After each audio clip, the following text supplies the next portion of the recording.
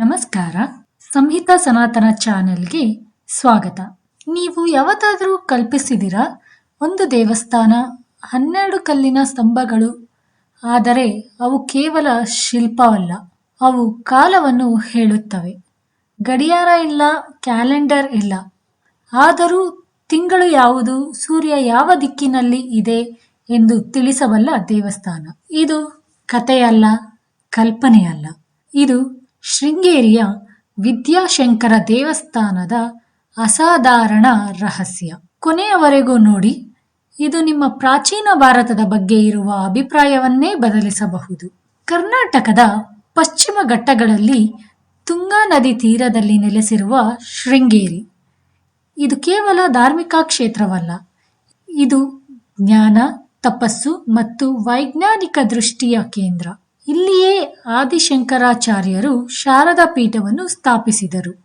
ಅದೇ ಪರಂಪರೆಯ ಭಾಗವಾಗಿ 14ನೇ ಶತಮಾನದಲ್ಲಿ ನಿರ್ಮಿಸಲ್ಪಟ್ಟದ್ದು ವಿದ್ಯಾಶಂಕರ ದೇವಸ್ಥಾನ. ಈ ದೇವಸ್ಥಾನವನ್ನು ನೋಡಿದರೆ ಒಂದು ಪ್ರಶ್ನೆ ತಕ್ಷಣ ಬರುತ್ತದೆ: ಇದು ದೇವಾಲಯವೇ ಅಥವಾ ಕಾಲವನ್ನು ಅಳೆಯುವ ಸಾಧನವೇ? ವಿದ್ಯಾಶಂಕರ ದೇವಸ್ಥಾನದ ಒಳಗಿನ ಸಭಾಮಂಟಪದಲ್ಲಿ 12 ಭವ್ಯ ಕಲ್ಲಿನ ಸ್ತಂಭಗಳಿವೆ. ಪ್ರತಿಯೊಂದು ಸ್ತಂಭದ ಮೇಲೆ ಒಂದು ನಿರ್ದಿಷ್ಟ ರಾಶಿ ಚಿಹ್ನೆ ಕೆತ್ತಲಾಗಿದೆ. ಮೇಷರಾಶಿಯಿಂದ ಹಿಡಿದು ಮೀನರಾಶಿವರೆಗೆ ಎಲ್ಲ 12 ರಾಶಿಗಳು ಇವೆ. ಇದು ಕೇವಲ ಅಲಂಕಾರಕ್ಕಾಗಿ ಅಲ್ಲ. ಪ್ರತಿಯೊಂದು ಸ್ತಂಭವು ಒಂದು ತಿಂಗಳನ್ನು, ಒಂದು ಸೂರ್ಯ ಚಲನೆಯನ್ನು ಪ್ರತಿನಿಧಿಸುತ್ತದೆ. ಆದರೆ ಕಲ್ಲಿನ ಸ್ತಂಭಗಳು ಕಾಲವನ್ನು ಹೇಗೆ ಹೇಳುತ್ತವೆ? ಇಲ್ಲಿಯೇ ಆರಂಭವಾಗುತ್ತದೆ ನಿಜವಾದ ಅಚ್ಚರಿ. ವರ್ಷದ ಪ್ರತಿ ತಿಂಗಳು ಸೂರ್ಯನು ಆಕಾಶದಲ್ಲಿ ತನ್ನ ಸ್ಥಾನವನ್ನು ಬದಲಿಸುತ್ತಾನೆ. ಈ ಬದಲಾವಣೆಗೆ ಅನುಗುಣವಾಗಿ ದೇವಾಲಯದೊಳಗೆ ಪ್ರವೇಶಿಸುವ ಸೂರ್ಯನ ಬೆಳಕು ನಿರ್ದಿಷ್ಟ ರಾಶಿ ಸ್ತಂಭದ ಮೇಲೆ ಬೀಳುತ್ತದೆ.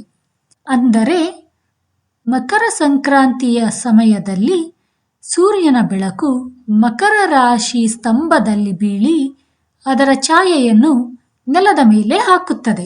ಈ ಛಾಯೆಗಳ ಚಲನೆಯ ಮೂಲಕ ಆ ಕಾಲದ ಋಷಿಗಳು ಮತ್ತು ಅರ್ಚಕರು ಮಾಸ, ಋತು ಮತ್ತು ಸಮಯವನ್ನು ಅಂದಾಜಿಸುತ್ತಿದ್ದರು ಎಂದು ನಂಬಲಾಗಿದೆ. ಇದು ಕೇವಲ ಯಾದೃಚ್ಛಿಕವಲ್ಲ, ಇದು ನಿಖರವಾಗಿ ಲೆಕ್ಕ ಹಾಕಿದ ವಿನ್ಯಾಸ. ಈ ಜ್ಞಾನ ಅವರಿಗೆ ಹೇಗೆ ಬಂತು? ಇದು ಅತ್ಯಂತ ಮುಖ್ಯ ಪ್ರಶ್ನೆ. ಆ ಕಾಲದಲ್ಲಿ ಗಡಿಯಾರ ಇರಲಿಲ್ಲ, ದೂರದರ್ಶಕ ಇರಲಿಲ್ಲ, ಉಪಗ್ರಹ ಇರಲಿಲ್ಲ.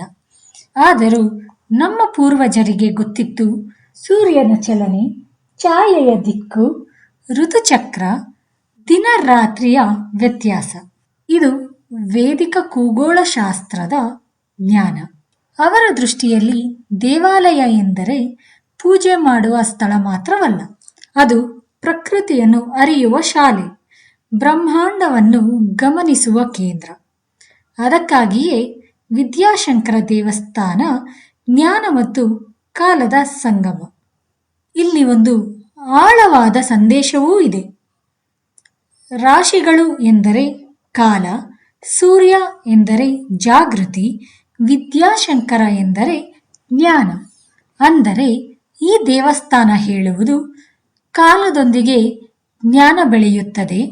ಪ್ರಕೃತಿಯನ್ನು ಅರ್ಥ ಮಾಡಿಕೊಂಡಾಗಲೇ ನಿಜವಾದ ವಿದ್ಯೆ ಹುಟ್ಟುತ್ತದೆ. ಇದಕ್ಕಾಗಿಯೇ ಈ ದೇವಸ್ಥಾನದಲ್ಲಿ ಭಕ್ತಿ ಮತ್ತು ವಿಜ್ಞಾನ ಒಂದೇ ಉಸಿರಿನಲ್ಲಿ ಸಾಗುತ್ತದೆ. ನಿಮಗೆ ಈ ರಹಸ್ಯ ತಿಳಿದು ಆಶ್ಚರ್ಯವಾಯಿತಾ? ಹಾಗಿದ್ದರೆ ಕಮೆಂಟ್ ಮೂಲಕ ನಿಮ್ಮ ಅಭಿಪ್ರಾಯವನ್ನು ತಿಳಿಸಿ. ಇದೇ ರೀತಿ ಭಾರತದ ದೇವಾಲಯಗಳ ರಹಸ್ಯಗಳು ಕನ್ನಡದಲ್ಲಿ ಬೇಕಾದರೆ ನಮ್ಮ ಸಂಹಿತಾ ಸನಾತನ ಚಾನೆಲ್ ಅನ್ನು ಸಬ್ಸ್ಕ್ರೈಬ್ ಮಾಡಿ. ಶಾರದಾಂಬೆ ದೇವಿಯ ಕೃಪೆ ನಿಮ್ಮ ಮೇಲೆ ಸದಾ ಇರಲಿ.